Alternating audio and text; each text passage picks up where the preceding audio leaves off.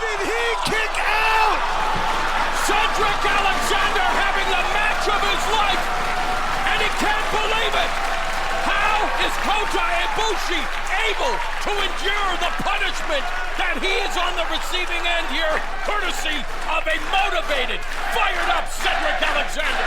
I am blown away by Cedric Alexander. He hit the brainbuster. Kota Ibushi kicked out. Most men would be demoralized, but he got right back up and kicked him right in the face. What he's lost in weight, he has earned in respect by the crowd here at Full Sail University and everyone watching on the WWE Network.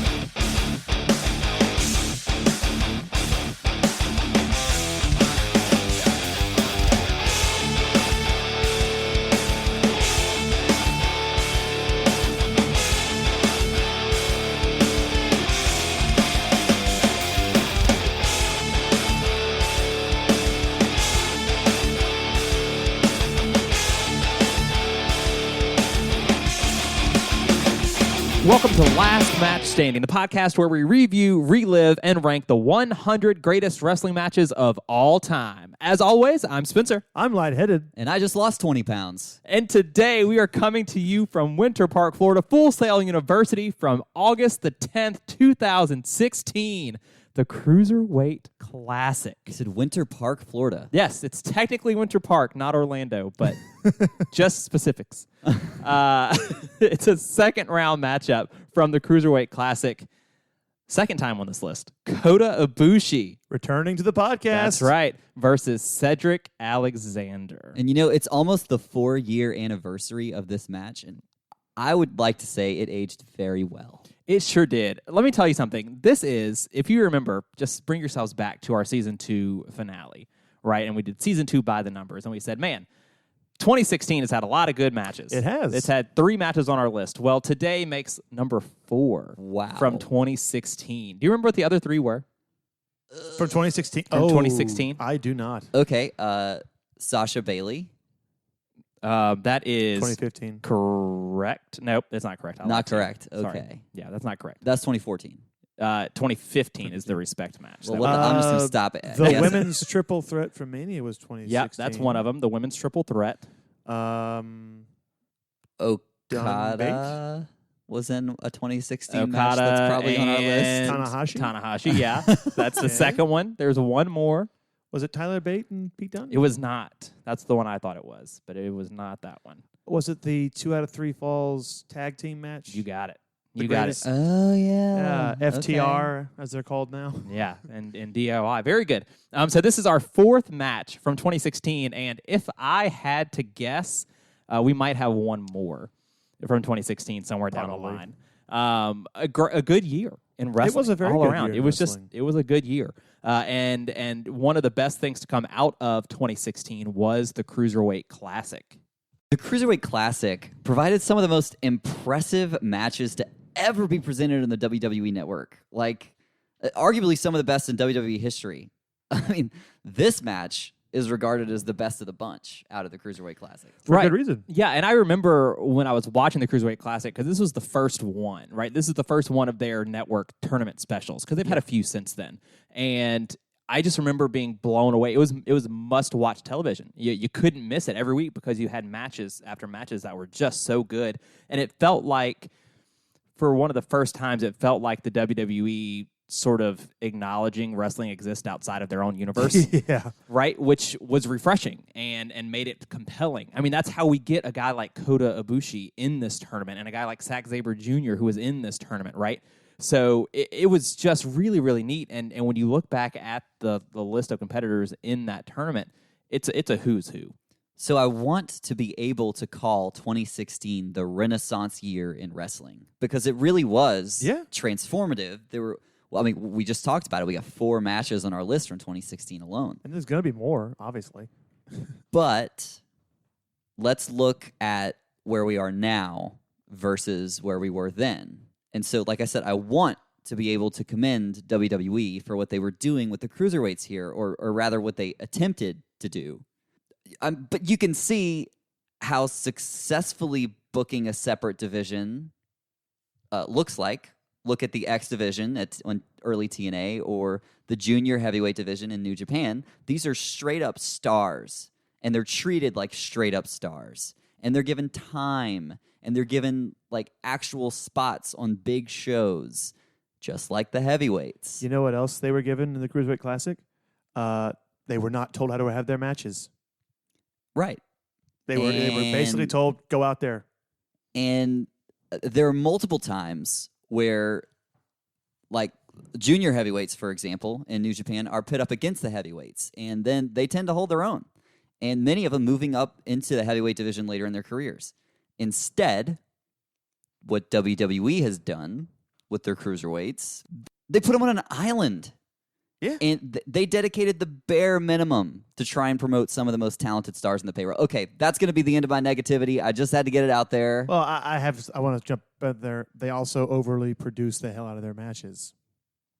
Thanks a lot, Michael Hayes. Yeah, I mean, listen, if I let the two of you rant all day long, we could be here for 3 hours talking about the negativity of the WWE, and I totally get it. So I will choose to instead be on my own island and recommend them and commend them for this event. I realize that after the fact, it was shit. I'm aware. Like, no one has to tell me that information. Well, it's not the first time that's happened either. Like, if you remember, like, one night stands, like, oh, man, this was going to be great, and then it wasn't. Yeah, and that's how it works. I mean, that's how it goes, and that's why everyone hates the WWE. And I totally understand it. I'm not faulting anyone for that opinion. I feel like they're the best at capturing lightning in a bottle and then just shattering the bottle. Right, not knowing how to... And then refusing to not acknowledge knowing that. how to keep it. Yeah, right. like I caught it, and then you drop it, it explodes. Like, this is great, right? No, it's not. But it let that take nothing away from Cedric Alexander and Kota Ibushi and any of the stars of the Cruiserweight Classic. You talk about lightning in a bottle. It was like that every night. I mean, was. Do you remember the Gargano-Ciampa match from this? I mean, obviously we would get their big rivalry later, but I mean, this was in the middle of their run as DIY. It was such a big deal and a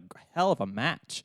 So this Cruiserweight Classic was nice because it gave us, and these matches, they had 15, 20-minute time limits, but they, this match goes exactly 15 minutes even, and it's jam-packed from start to finish.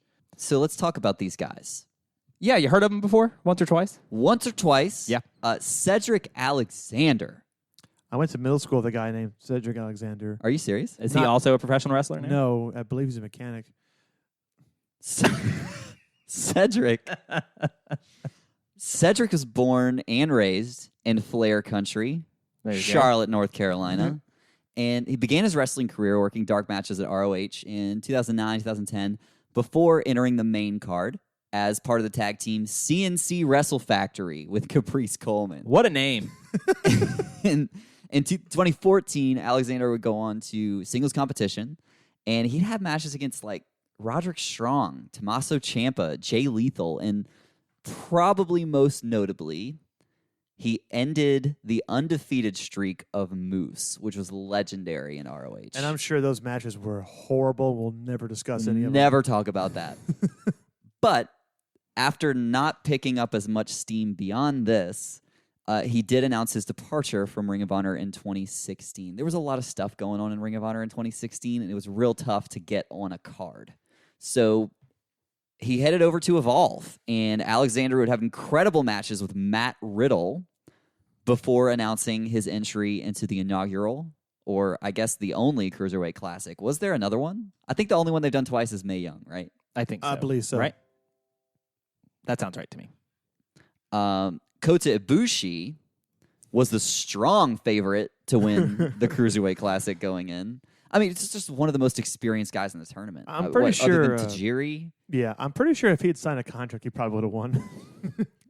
Pretty much. Because, like, famously, him and Zack Sabre Jr. were offered jobs. They're like, nah, we're good. Yep. We're going to go back to Japan. Nope, no thanks. Don't want to be told what to do by Michael Hayes. Pretty much. First off, prior to the start of Kota Ibushi's professional career, before we get into his wrestling stuff, did you know Kota was an established karate fighter? Yes. Winning the K2 tournament in 2003. But let's flash forward, right? He's into his pro wrestling career, and it's 2014, and he decides he's going to announce that he's going to be making a shoot boxing debut. In the middle of his pro wrestling career, he's going to do shoot boxing. Perfect.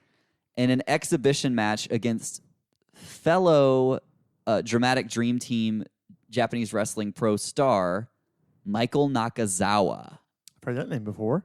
The bout ended in a draw. I just think that's extremely interesting. I've got to go back and find footage of that. Absolutely. And please tell me Nakazawa is all oiled up in that match. Like, Well, that's not legal in boxing, so no.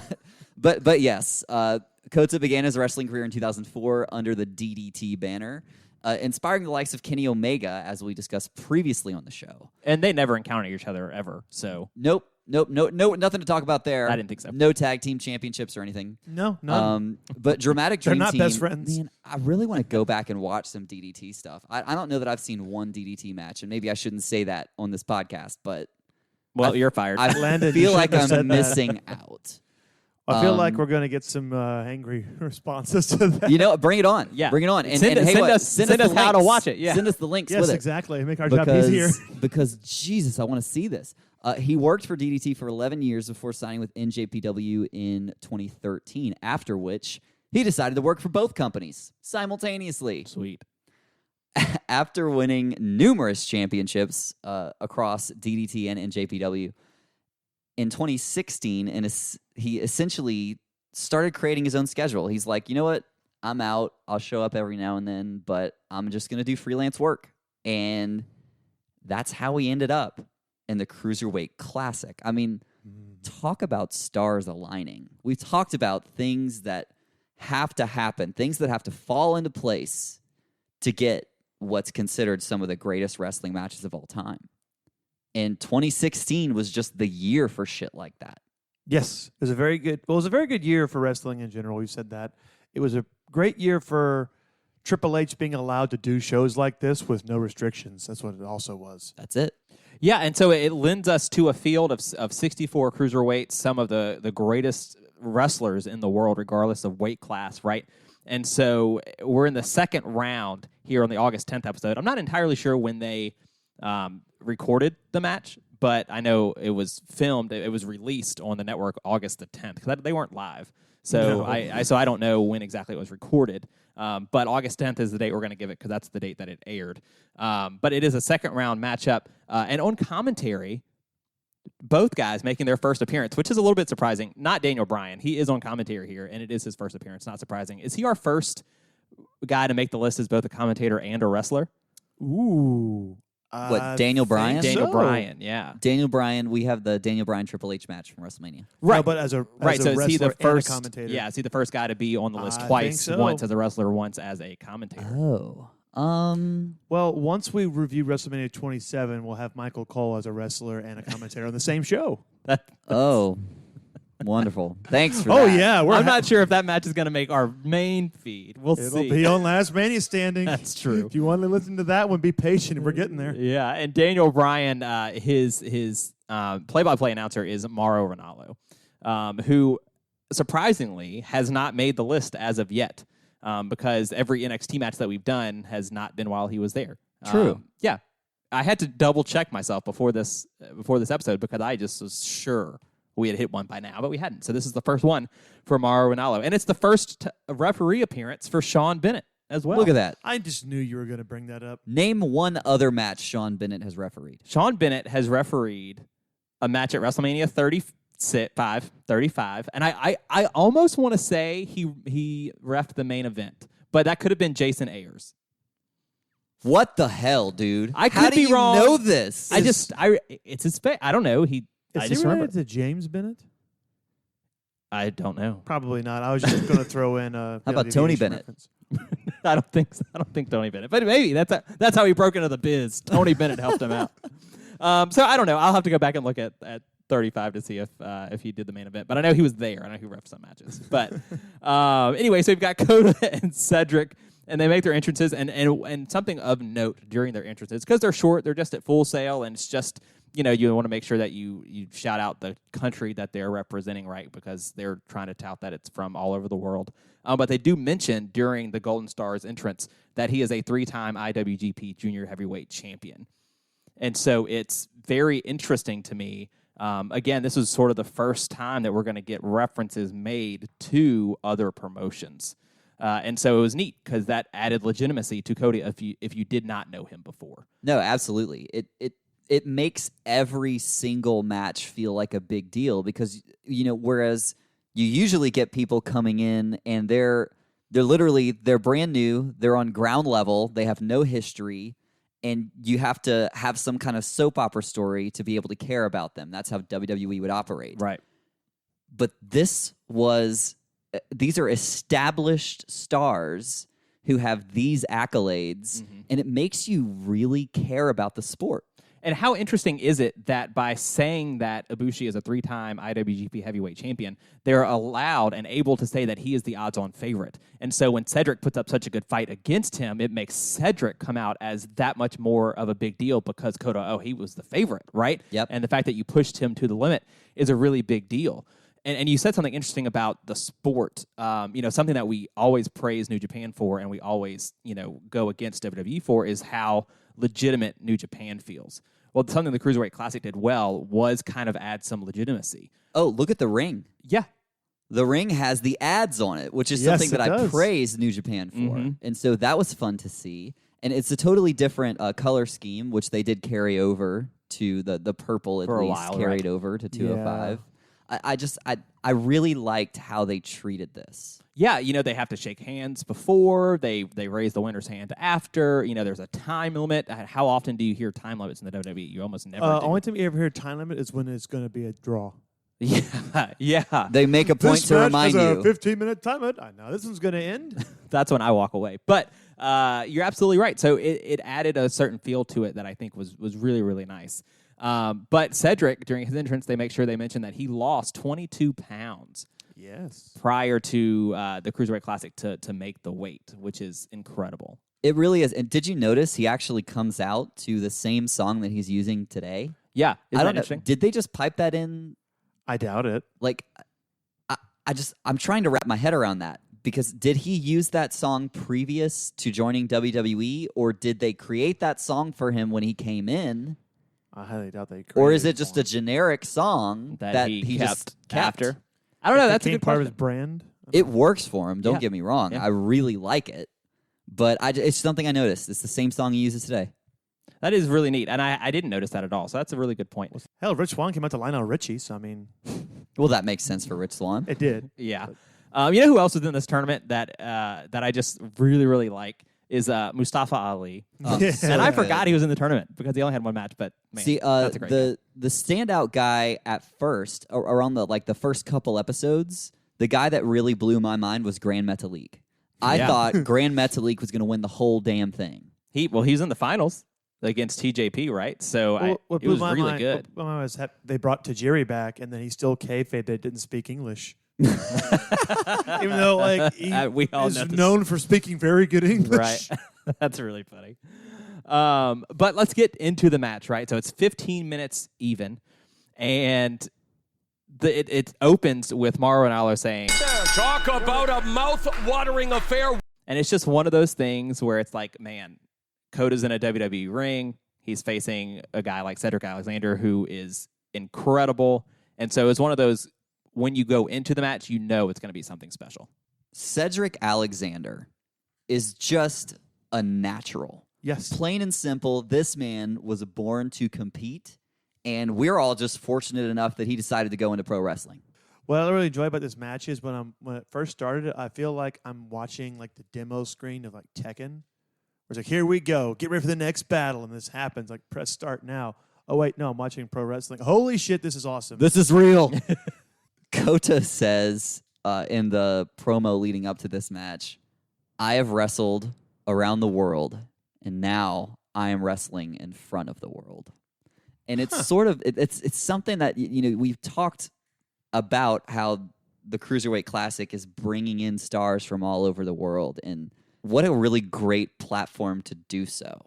Yeah. Like, because it's true. WWE has more eyeballs on it around the world than any other promotion. I mean, I think that's pretty accurate. Well, I don't know. After Sunday, there's one less eyeball in it. Yeah.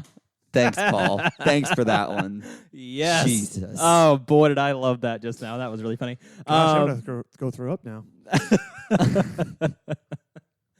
But I mean, you're right. Let's think about the other tournaments they've done. You know, the Mae Young Classic, the UK tournament. Those have given us what are now household names. Yes, they have. Are names that maybe not household in the WWE, but are obviously super big stars in other promotions, and so they're household for us because we watch wrestling, right? But really, really interesting stuff that we're able to sort of use this platform to elevate people that otherwise are huge elsewhere, and to kind of be able to get their shine on here is really, really neat. I really like that part of it. It's excellent. Yeah. And we get gorgeous chain wrestling to start Oh, with. yeah. Oh boy, do we. My favorite thing about this match is actually the commentary, because it's been such a long time since we've heard competent commentary. So to hear both men be described with their extensive backgrounds, like we hear that Cedric Alexander is a very accomplished mat wrestler. Kota Ibushi is a champion karate fighter. So to see he might have the striking advantage, but he's going to have to keep Cedric on the ground to keep those mat-based wrestling skills. And you got to watch out for the high-flying moves. And I'm like, thank you, Morrow. Man. Thank you for doing a good job. You're so right. Morrow asked Daniel Bryan, he said, hey, listen, what do these guys need to do to win? Which, first of all, is a fair question That's that a should great be asked question. every single match, right? And Daniel, it was set up perfectly, and he just explained it like it was legitimate. I mean, for Kota Ibushi, he is the favorite in this tournament. So he's just got to do his thing and not be overcome by the moment. Cedric Alexander, he has to be careful, because the one match he wanted in this tournament was Kota Ibushi. He's one of his heroes. He thinks he's one of the best wrestlers in the world, and he's the guy he wanted to fight. Now he has the match that he wanted, so he cannot be taken back by Kota Ibushi. And boy, was that nice to hear. It was so nice to hear. Because I'm sitting there listening to the commentary, and I'm like, oh, so this is what it's like to watch wrestling in Japan. Because this is what the fuck they talk about. Mm-hmm. It was so good. I mean, for two men who have not only never worked together before, but have literally never been in the same room together before. Could have fooled me. This. But literally, they hone their crafts in different parts of the world. But the way that they work together here is like peanut butter and jelly.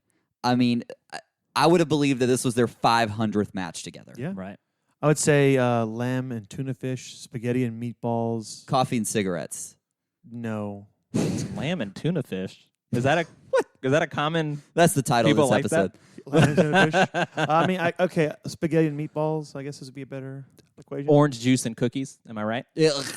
No. Best friends in Orange Cassidy. No. Oh! Sorry, I was making Big Daddy references there. Top rope clotheslines and Kota neck bumps. Oh, there you go. There's Now a we're couple of them talking. in this match.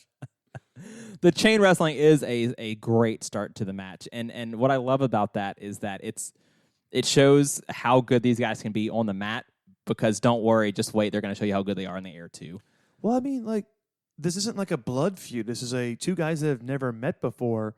That's how you would start if it was a real athletic contest. You're not just going to run in and start doing high-flying moves. You're going to fucking grapple and see, okay, what works here? Okay, the side headlock's working. He can't break this. Oh, wait, no, and now he's got me in a fucking arm bar. Oh, shit, I better roll out of this and try something different. Oh, clean break. Okay. Because they don't know each other. They've never wrestled before. They have to feel out. They're not going to start punching each other. But it's like they're actually feeling each other out. Yes, they really and legitimately. whenever they move past, and there is, it's sort of like phases, right? Because at first it is the feeling out process, it is the grapple holds, it is the rest holds, just trying to see, okay, what are you all about? And then they move into the striking, which you would think Kota would have the clear advantage in. He gets the shit chopped out of him. Let in this me match. tell you, Cedric Alexander slaps the taste out of his mouth. Oh man, he chops him right in the chin a couple of times. He throws some really stiff back elbows.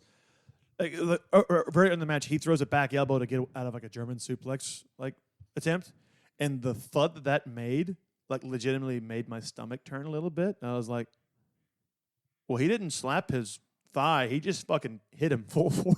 Yeah, no, I mean, Kota, yeah, that's the thing is for every little bit one guy has, the other, it's like a one-upsmanship. Right. Like the standing drop kick from Kota Ibushi is one of the most beautiful things in the wrestling business. But the sound that it makes when it connects. Oh yeah. is one of the scariest things. And they show the crowd right after that drop kick, and they are just like beside themselves. Oh, yeah. They're all like grabbing onto each other, like what the hell just happened? It made me miss crowds in wrestling, but you know what I mean. Like it was just super super neat. I want to go back just a touch because we mentioned the feeling out process, and I just want to reference Daniel Bryan one more time here with commentary because Morrow says, like, listen, they're in the feeling out process, and he's got this, and Cedric's got this side headlock on. What does that even do? You know, which as a wrestling fan is overlooked all the time. They never mention when a side headlock's put on, right? Can't move. Right. And so Daniel Bryan explains it. He says, Well, you're really trying to grind that wrist bone against Kota Ibushi's cheek.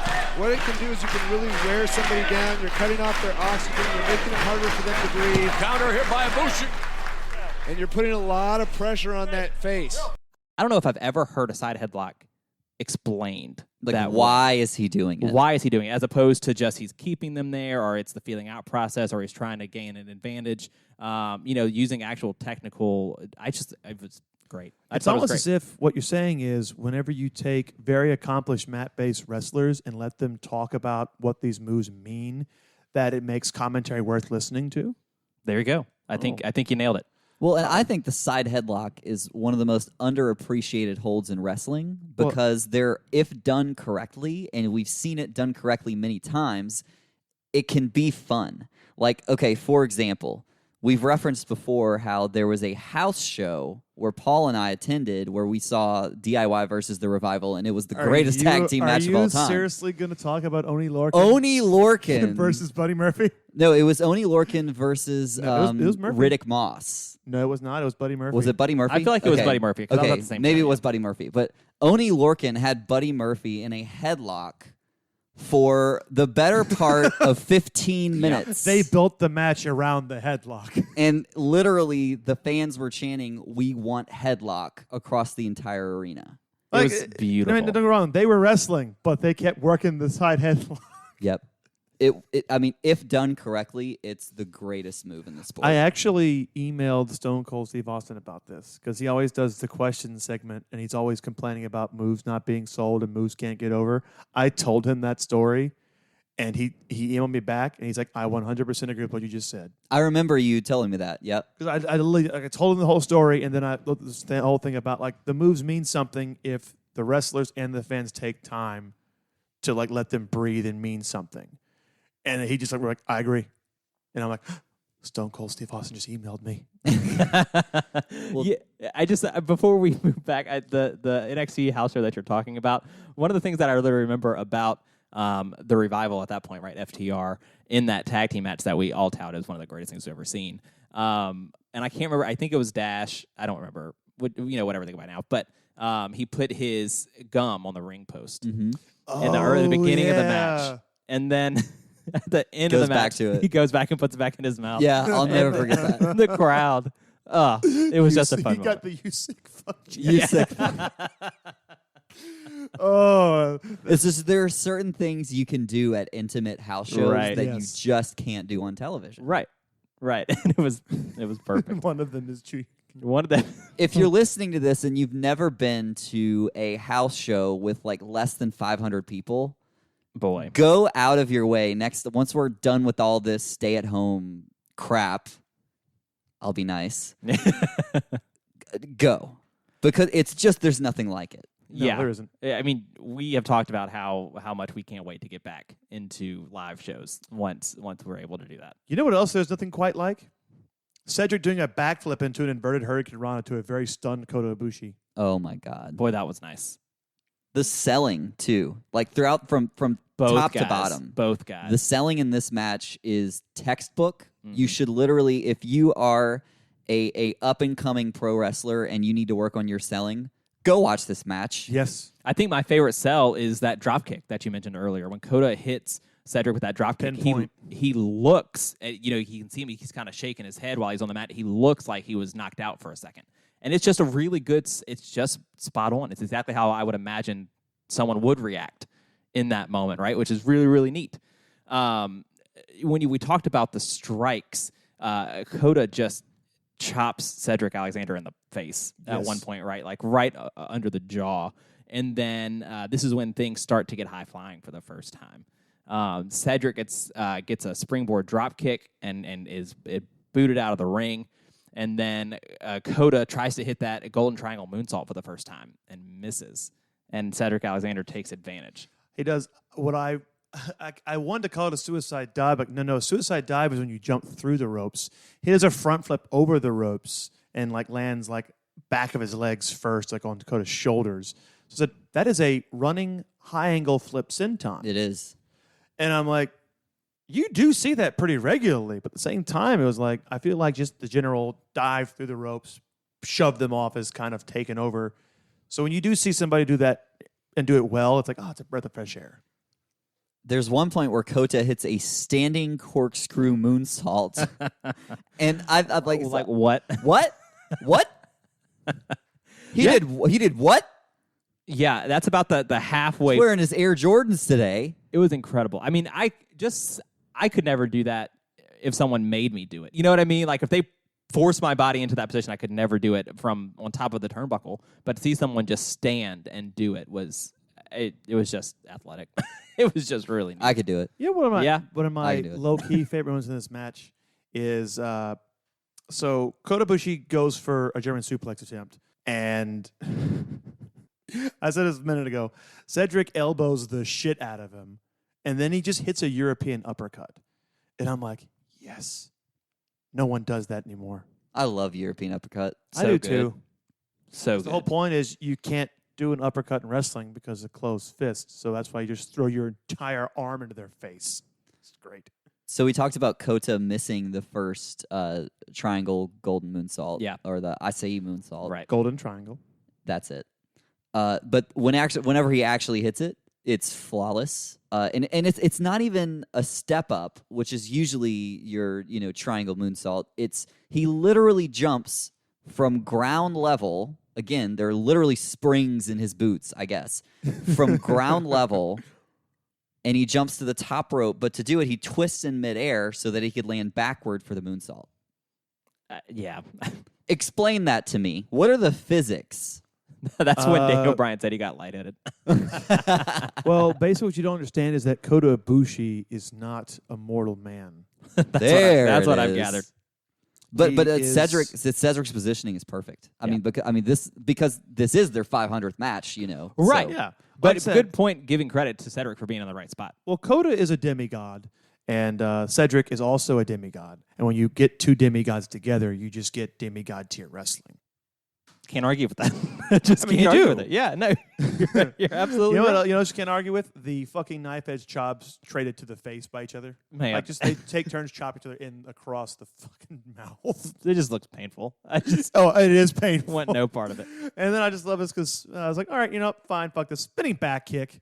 Just fuck you. Right in the chest. It's just funny because these guys do not have a rapport. Like, these are not guys that went up to each other after being friends for years, or at least wrestling, in the same arenas for years, and being like, okay, we've got a pretty good idea of what we can do. Let's go hard. Yeah. They just went hard let's chop each other in the face at full force. because they love the business, and it shows. Well, it really shows. Like, you get a Cedric does a springboard flying clothesline, and I'm like, okay. And then he gets a 2 count, and then Ibushi is like trying to hold himself up with the ropes, and then he just takes 2 insanely stiff forearm shots, and I'm like, okay, if this was like a real legitimate contact, those would have knocked him the fuck out as hard as he's hitting him, and we got plenty of time to go here too. I think maybe one of the scariest moves was the Pele kick from Kota. Ooh, yes. Yeah. And that was part of a really big sequence, right? So Cedric hits this Michinoku driver on Kota, which is Properly called. right, thank you, which is lightning fast. I mean, it's lightning Did fast. I just hear you say he hit a blue thunder bomb? Yes, that's what I said. Okay. Well, you forget to mention that this came after what I refer to as a jump scare drop kick, followed by some more of the strong style forearms, and a fucking T-bone suplex. And I'm like, Yeah. whoa, look at this. All right, the man after my own heart. And then that's right before we get the golden triangle does hit. There are so many suplexes in this world. There are, yes. And I love them all. Well, T-bone just looks painful. It does. That's what I loved Shelton Benjamin so much with that T-bone It was suplex. his finish. It was his finish. I It looked so good. loved it. What I loved is the attempt of the power bomb. You know, can we stay on suplexes real quick before we go to the attempted power bomb? We like that. Well, there's a brain buster. There's Oh. well, it's not in this match, but I'm thinking about y'all have me thinking about suplexes and how much I love suplexes, and God bless Taz. And but you know Yeah. who else I'm going to say God bless for their suplex ability, and maybe some people are going to at me for this, but Scott Steiner. Yeah. Was one of the greatest suplex guys I've ever seen. He was, but the problem is his suplexes were very dangerous because his Is that requisite, why you loved him so much? his requisite for a suplex is he had his arms around you. yeah, and you It don't didn't want matter. that. Just throwing you wherever. Yeah, his hands are clasped and you're going over his shoulders. And you have no idea where you're landing. no. But he had one of like the step through suplex. What do you call that? He's literally like he grabs you and then he steps forward and turns over. It's one of the most beautiful looking things I've ever seen in wrestling. Double overhead, dude. Well, yeah, but it's like he steps forward with it and then turns around. You know what I'm talking about? I'd have to see it. Ugh, it's so good. Somebody, if you're listening to this, send us a GIF of that suplex if you can find it, because it's just one of the most beautiful things I've ever seen. Okay, I digress. There is a missed power bomb. There is. That's where we get that Michinoku driver from. And I'm like, I saw this and I'm like, you know what? Fuck me, this match is good. There it is. Better yet, this is my new favorite match we've covered. And the Get chop- that on a T-shirt. the chops rain down from both men. And then Kota attempts the Frankensteiner. Cedric grabs the ropes, does a front flip, lands on his feet, and then hits another fucking forearm just because fuck you, Kota. That forearm is huge. And this is when we get the Pele kick. Yeah. Yeah, it is. And so when you go from that forearm strike that I thought was the hardest thing I've ever seen to the Pele kick, which then is now the hardest thing I've ever seen, really good. Really, really good and really, really strong stuff. Then we get another powerbomb attempt that is turned to a fucking brain buster. Yeah, the brain buster by Cedric is. Ooh. I mean, the fact that it's a brutal brain buster is one thing, and you just don't see those in WWE. No, you don't. Oh, because they're banned. And so it was beautiful. It was perfectly executed, and Kota kicks out quickly. Oh, it's like brain buster, 2 count, spinning back kick, 2 count. And so it's immediately followed up by a spinning back kick, and you don't even have time to breathe. No, you don't. I had to Right. pause it to get that, like to make sure I got it right. And then we have what is undoubtedly quote of the night. And if this is not the pre-roll, I'm going to quit the show. Mauro now says, Cedric Alexander is having the match of his life, and he can't believe it. How did Kota Ibushi kick out of that? I can't believe this. It sounds like this is our chance to get Paul off the show. That was not a bad Morrow. That was I've good, practiced- actually. I've got 4 years of Mauro practice. That was good. Can you say what he's lost in weight he has earned in respect? Cedric Alexander, what he has lost in weight, he has earned in respect tonight from Kota Ibushi and from all the fans here at Full Sail University. If you close your eyes, it's the same person. Okay, well, you know, there's only one more thing we have to hear. Ushikaroshi! That's not even what I was thinking. Not even what I was thinking, but it was Which perfect. we don't so I'll see let in it this go. match. But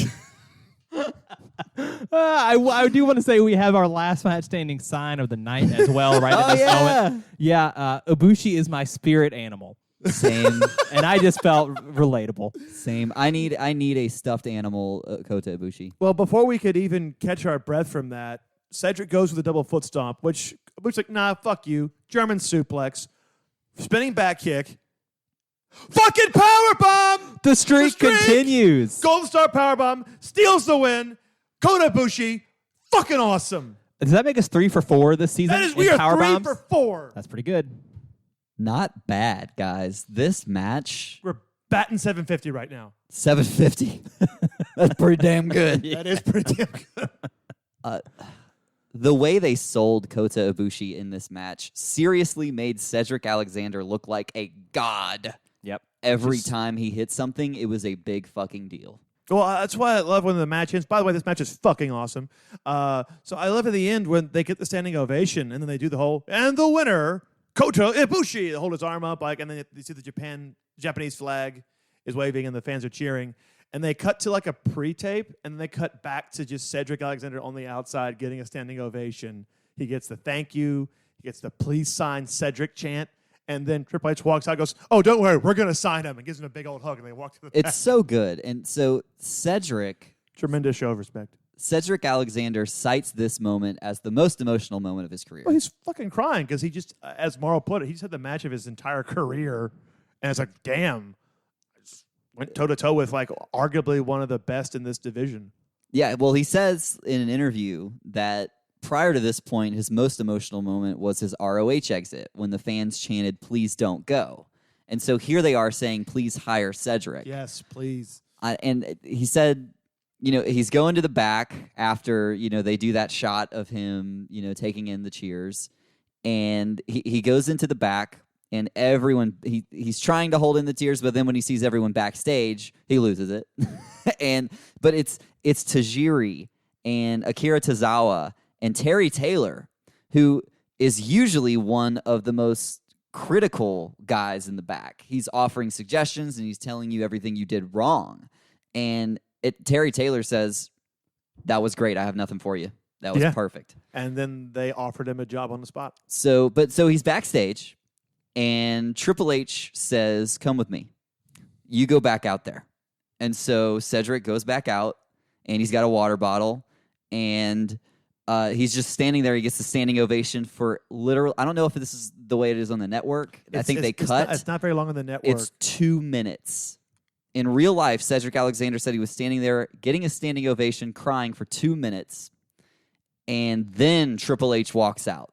And the crowd's chanting, "Please sign Cedric, please sign Cedric." Triple H says, "Yeah, okay." But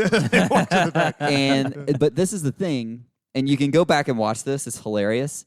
Triple H extends the hand. Like, this is the symbolic, I'm offering you, a spot Please here. come work here. And Cedric came out with the water bottle in his hand. And so his first instinct is, "Oh, he wants my water bottle." And you can see it. And so he reaches out to give Triple H the water bottle. And then he's like, "Oh, shit, no, it's a hand. Okay, yeah, handshake." Go back and look at it. It's fucking hilarious. I really like when you see actual Triple H and not like performer Triple H. Because when you see the actual person, you're like, "Oh, he's not a piece of shit. He just plays it so well on TV. We've convinced that he's a monster in real life. And he's really just kind of like a guy that really likes wrestling." I remember that Twitter this night, August 10th, 2016, exploded. Yep. And so when they Hire released Cedric was trending. Right. So when they released that video of Triple H coming out, it was a big deal. And man, it just what a moment from an incredible match from what was a hell of a tournament. It just was what seemed like a very real moment, and it was really, really cool to see. I agree. It was a lot of fun. I don't know how you can pick a favorite moment, but why don't you give it a shot? Any takers? Fine. I'm gonna be typical and just say the power bomb.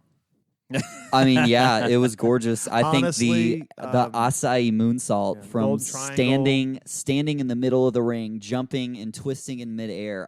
What? Yeah. Golden Triangle, Golden Star, the fucking echo of the chops.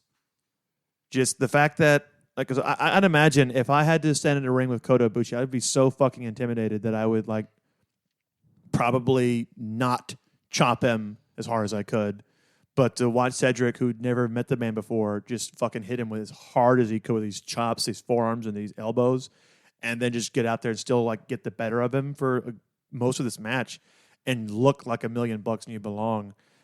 Just that alone makes this match so special. Yeah, no, I like that a lot. I think the moment with the brain buster and the spinning back kick from Cedric. Oh yeah, that just happens back to back. It's gorgeous, and it's a match full of moments like that. And that one stands out to me. I do love the chops. They're brutal and they're loud and they're exciting. But the's something about that brain buster spinning back kick combo great. That just blows my The mind. fact that you're not allowed to do that in the WWE and they did it, and it's like, we don't work here, so we can do whatever we want. Right.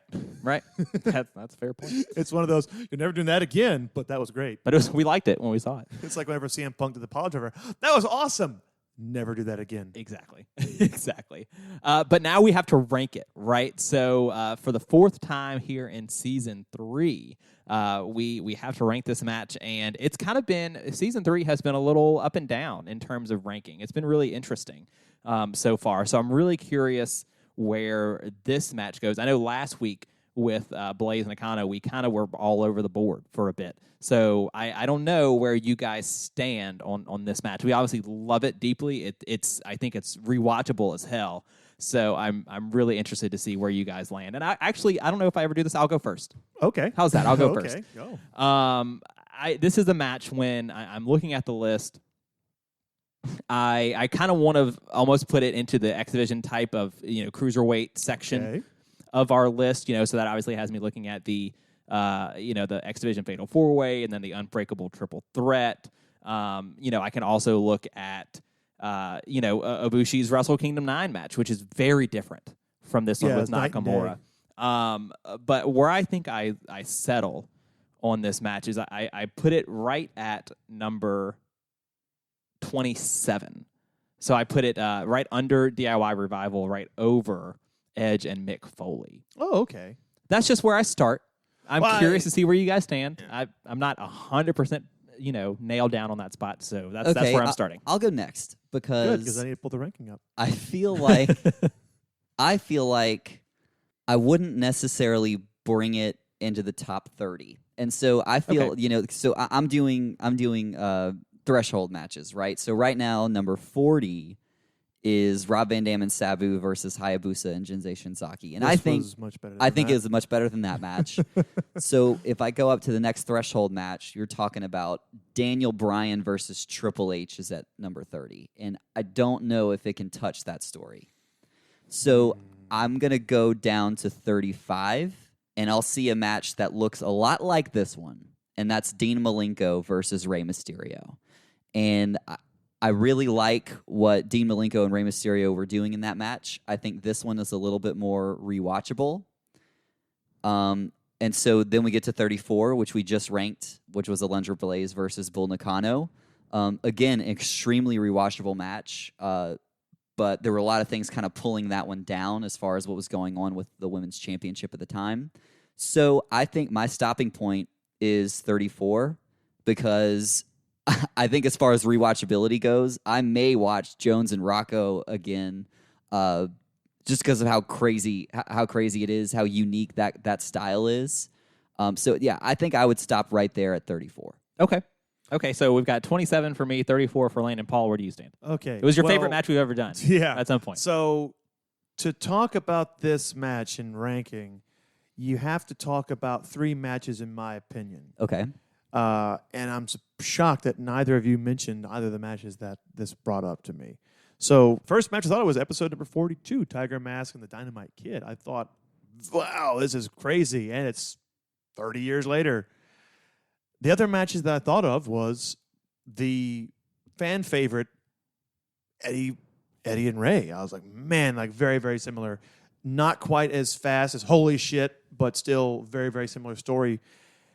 And then the third one that popped in my head was Pete Dunne and Tyler Bate. So you're way up there. And they can all kiss my ass. Oh, my God. No, I'm kidding. I love those matches. I thought about those 3, and then the match that kept screaming to me, like, man, it's going to sound crazy, but I kept getting flashes of Tanahashi and Okada. Yeah, so you keep crawling up and up and up. The next match this is going to remind you of is Omega Okada. Well, the next match it reminds me of is Bret Hart and Steve Austin. No, I actually got very, very strong vibes. There's a lot of these different matches. But when you really look at matches on our list, we don't have a whole lot of, here's the first ever meeting of these two. What we have is, here is the culmination of the blood feud between these two. Right, and that's sort of missing for me. But I think on the other side of that coin is you have to consider these guys have never worked together before, and they were able to do what they did. They did. And so I think there's something to be said for that. Yeah. And so for me, the one match that I'm like, man, it makes me feel like I'm watching this, but it's missing that feud. It's missing the blood. And I don't mean blood as in bleeding. I mean just like it's missing that raw. One of these two is never going to be the same. It's missing that, and so due to that, I would put it at number 31. I would put it right under Daniel Bryan Triple H, but I put it above the Royal Rumble match. Okay, so that kind of splits us, right? So that kind of puts us right in the middle, and I think that's very interesting. So you said something about it doesn't have the blood feud. So what is this match about, right? These are two guys trying to prove that they are the best in the world, so to speak. And previously, sometimes we have said that that's enough for us, and sometimes that's better than any storyline you can build around. Is just, man, who's the better man, right? Who's the better competitor? Who's the better wrestler?